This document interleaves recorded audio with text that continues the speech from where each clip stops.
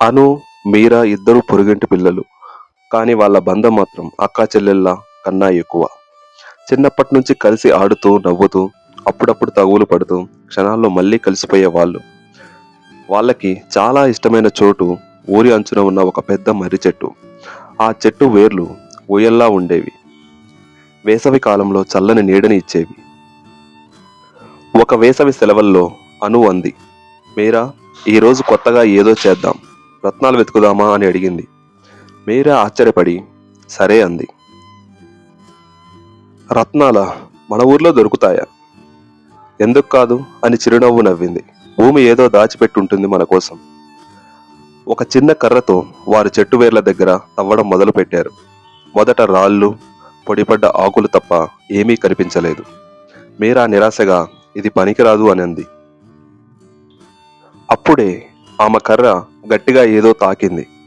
ఇద్దరూ కలిసి మట్టి తొలగించగా ఒక పాత ఇనుప డబ్బా బయటపడింది.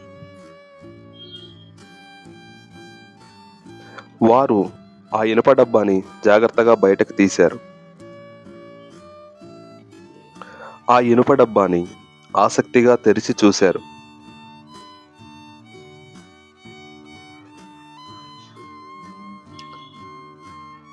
అందులో బంగారం, వజ్రాలు లేవు.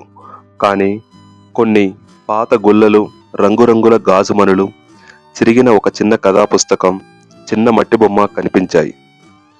ఇవి చాలా కాలం క్రితం ఇక్కడ ఆడిన పిల్లలవై అయి ఉంటాయి అని మీరా మెల్లగా అంది.